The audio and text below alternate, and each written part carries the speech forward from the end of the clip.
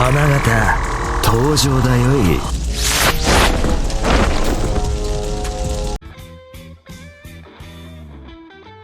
Selamat pagi Mina, bagaimana kabar kalian semua? Semoga selalu baik-baik saja dan selalu dilimpahkan rezekinya. Sebelum kita mulai, ada baiknya kamu semua subscribe dan like ya, supaya Mina selalu semangat menghadirkan cerita-cerita yang merasuk jiwa. One Piece chapter 1062, chapter berjudul Petualangan di Pulau Sains.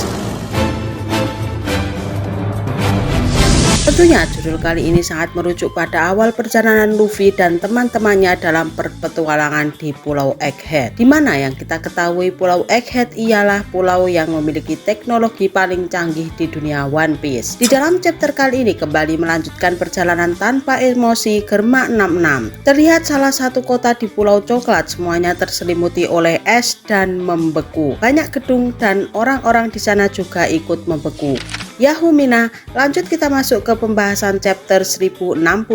Tanpa ghosting lagi, siapkan kopimu, mari kita arungi. Awal chapter terlihat kapal Mugiwara yang sedang dibawa oleh sebuah robot raksasa di kedua tangganya. Setelah terjadi insiden penyerangan robot hiu raksasa, terdengar perbincangan antara kru Mugiwara dan seorang perempuan yang menyebut dirinya Vegapunk. Franky berkata, "Vegapunk, aku sangat mengagumimu. Aku pernah menghabiskan 2 tahun belajar di laboratorium penelitian yang ada di Balmor, tempat kelahiranmu. Aku juga memiliki banyak hal yang ingin kuperlihatkan padamu." Usopp berkata, "Robot raksasa yang keren banget, bahkan ukurannya melebihi General Franky. Aku juga ingin memberitahukan pada Luffy dan Chopper." Sanji menyelanya, "Wah, wanita cantik. Vegapunk adalah seorang wanita cantik. Wadidaw." Nico Robin menyautnya, "Tunggu dulu, aku tidak pernah dengar bila Vegapunk adalah seorang wanita. Selain itu, penampilan usianya juga tidak cocok dengan lama waktu jejak aktivitasnya selama ini." Lalu wanita itu menjawabnya, "Tentu saja, karena aku adalah kloningan dari Vegapunk. Namaku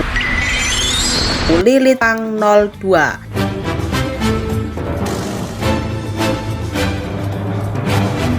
Omong-omong, aku ini selalu mengalami keterbatasan dana dalam penelitianku. Karena itu serahkan harta benda kalian, dan setelah itu aku tidak punya urusan dengan kalian lagi." Sontak Nami kaget, "Hah? Bicara apa kau ini? Laut ini sangat dingin. Kalau ingin menolong kami, lakukanlah dengan penuh keikhlasan. Makanya dari tadi sudah kubilang kalau aku bukan menolong kalian. Asal kalian tahu saja, seharusnya tidak ada kapal yang bisa masuk ke wilayah perairan ini, karena semua akan ditenggelamkan oleh senjata para monster laut ini." Ujuk-ujuk muncul sebuah monster raksasa berjumlah 7 muncul ke permukaan laut. Mereka nampak seperti robot monster raksasa buatan Vegapunk, dan beberapa dari kru bajak laut Mugiwara pun memiliki reaksi yang berbeda-beda kala melihat monster itu. Franky berkata, "Wah, senjata monster laut itu keren sekali." Usopp menyautnya, "Tidak, mereka itu terlalu seram tahu." Zoro hanya terkejut dan bengong serta waspada, sementara Nami dan Brook berteriak histeris, "Hiya!"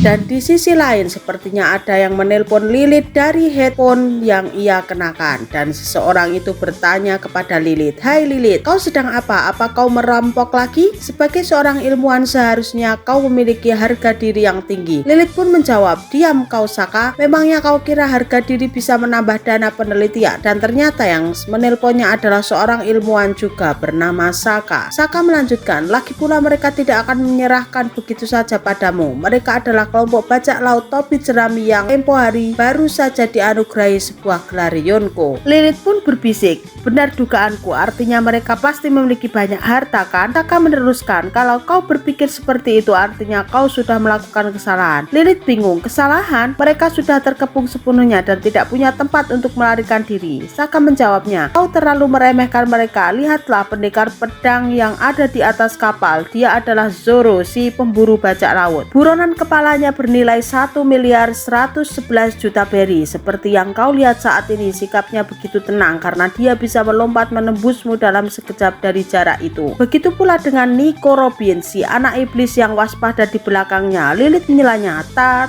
Tapi memangnya mereka bisa apa di hadapan senjata monster laut ini?" Saka meneruskan, "Cobalah kau berpikirkan baik-baik. Petarung kuat bisa segera menilai lawan yang harus ditebas pertama pertama kali. Lilith berkata, jadi orang bersikap bodoh seperti itu hanyalah umpan. Aku lengah. Lalu Zoro berkata, hai Vegapunk, kami punya permintaan untukmu. Maukah kau menerimanya? Dan Sokka kembali berkata, aku tidak keberatan bahwa mereka. Lagi pula ada sesuatu tentang mereka yang membuatku penasaran. Dan panel berpindah ke tempat di mana Luffy dan Bonnie terdampar. Luffy berkata, jadi kau sudah pernah ke tempat ini? Bonnie menjawabnya, ya, waktu aku masih kecil, saat tempat ini masih berupa laboratorium biasa. Luffy menyautnya, lalu apa tujuanmu kembali ke sini? Bonnie menjawab, tujuanku adalah untuk menemui Vegapunk dan mungkin saja aku akan membunuhnya karena Vegapunk telah mengubah ayahku menjadi cyborg. Saat ini dia sudah kehilangan sadaran sebagai seorang manusia dan tak lagi mengenali dirinya sendiri. Dia telah sepenuhnya menjadi sebuah senjata biologis. Jinbe menyautnya, itu sama sekali bukan hal yang patut untuk disyukuri. Aku tidak bisa memaafkannya. Dan akhirnya mereka tiba ke permukaan daratan di sebuah kota di Pulau Egghead. Di sini diperlihatkan situasi dan pemandangan yang sangat luar biasa. Bagaimana terlihat begitu canggihnya sebuah teknologi di pulau ini. Gedung bangunan yang terbuat dari mesin dan ada robot besar yang tingginya melebihi sebuah gedung. Banyak ikan-ikan yang berterbangan di langit. Juga ada naga robot raksasa dan 4 mata seperti biasa. Luffy dan Chopper langsung terpesona melihat semua ini. Luffy berkata, ini sungguh menakjubkan. Banyak robot raksasa, ada ikan terbang juga. Ini layaknya sedang berada di luar angkasa. Dan Luffy langsung ingin menaiki sebuah naga robot raksasa tersebut. Bonnie pun memperingatkan kepada Luffy bahwa kita sedang menyusup ke pulau ini. Luffy pun langsung berteriak Gomu Gomu no roket dan melesat ke arah robot naga tersebut. Alhasil Luffy malah dimakan oleh robot naga tersebut. Chopper berteriak, Luffy dimakan monster itu. Namun entah mengapa tiba-tiba Luffy malah keluar dari tubuh naga tersebut dan terpental jauh. Luffy sendiri merasa kebingungan padahal dia merasa sudah dimakan oleh naga robot tersebut.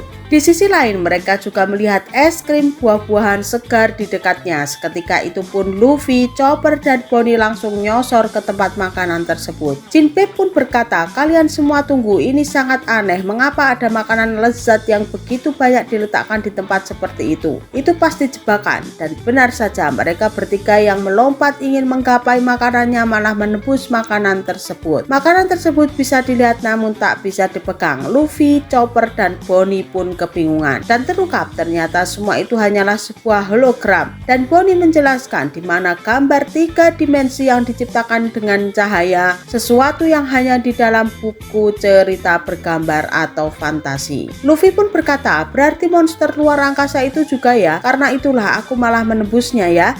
Jinbe berkata, robot raksasa itu pasti juga sama, tidak mungkin ada seorang yang bisa membuat benda sebesar itu. Lalu Chopper melihat sesuatu dan bertanya, hai, kira-kira ini apa ya? Di sini ada gambar makanan dan tombol-tombol. Bonnie kembali mengingatkan supaya kita tetap waspada, semua yang ada di pulau ini tidak nyata. Ujuk-ujuk di depan mereka muncul sebuah gadis robot dengan ukuran badan yang besar dan dia berkata, tempat ini adalah pulau di negeri selatan. Itu karena mesin pengatur suhu pulau ciptaanku yang mampu mengendalikan suhu di seluruh pulau ini dari dalam tanah. Luffy pun berkata, tubuhnya sebesar Kaido, kau ini kerabatnya si holo-holo itu ya? Dan sontak Luffy langsung meninju perut gadis robot itu. Bruk, dia berkata, dasar bocah kurang ajar, dan langsung meninju Luffy. Brok, Luffy pun langsung terpelentak dan menubruk sebuah mesin makanan. Saat Luffy menubruknya, tiba-tiba makanan cepat saji langsung keluar dari mesin tersebut. Bonnie pun langsung mengambilnya dan berkata, muncul hamburger dan kentang goreng lengkap dengan es teh segar. Luffy menyautnya, hah, makanan sesungguhan? Dan akhirnya mereka bertiga langsung mencoba mesinnya dan mengeluarkan banyak makanan. Sontak mereka merasa kegirangan melihat makanan dan lahap menyantapnya. Lalu si gadis robot itu menjelaskan, selama bahan makanannya tersedia, maka mesin ini sanggup membuat 500 jenis makanan dalam 1 menit. Fitur unggulannya adalah mode pengolahan otomatis saat ada bahan makanan berlebih. Tapi itu hanya bisa dilakukan jika mesin itu dibuat sesuai rancangan. Sayangnya, aku kekurangan ilmuwan sehingga tidak bisa memproduksinya secara massal. Jika punya lebih banyak dana, pasti akan bisa melakukan penelitian untuk mengendalikan cuaca di dunia. Namun dunia ini kurang teknologi dan kurang uangnya. Si gadis itu sambil bicara juga sambil memukul naga hologram robot tersebut, dan dia memperlihatkan sebuah sarung tangannya. Dia berkata, "Wah benar, sarung tangan cahaya ini mampu mengubah cahaya menjadi benda yang dapat disentuh." Dan panel selanjutnya memperkenalkan gadis robot bertubuh besar itu sebagai sang ilmuwan jenius yang rendah hati. Dia adalah Dr. Vega Pang, Atlas Pang 06.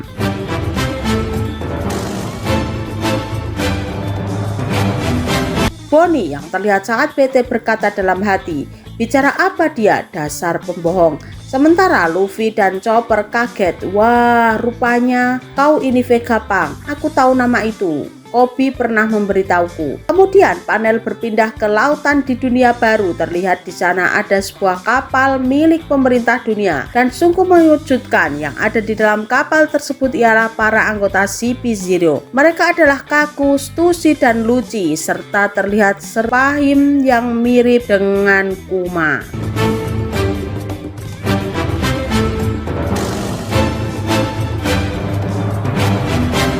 Kaku berkata, "Makanya dengar baik-baik Lucci, intinya Vega Pang itu hanyalah satu orang, tapi mereka terlalu jenius dan sibuknya dia sampai dia mengkloning dirinya sendiri. Dan dari situ dia memiliki ide bila seandainya dia membelah diri menjadi 6 orang. Dengan kata lain, ke-6 orang itu mereka semua adalah Vega Pang." Lucci menyautnya, "Apa cuma aku yang merasa kalau itu adalah hal yang sangat tak masuk akal? Rupanya menjadi seorang yang jenius itu adalah hal yang sangat merepotkan ya. Singkatnya, misi kita adalah mengembalikan bocah sialan ini ke Egghead, lalu menghabisi semua Vega Pang itu kan?" Kaku membalasnya, "Laboratorium miliknya menyimpan banyak benda penting, jadi jangan sampai merusaknya." Dan di akhir chapter ditutup dengan obrolan para agen CP0. Lucci berkata, "Artinya kita harus membunuh orang paling berguna di dunia ya? Apakah semua ini ada hubungannya dengan kejadian dulu siat tempo hari?" Stussy menyautnya, "Sebaiknya jangan menanyakan tentang hal itu. Apalagi kau ini adalah orang yang bernaluri tajam." Kaku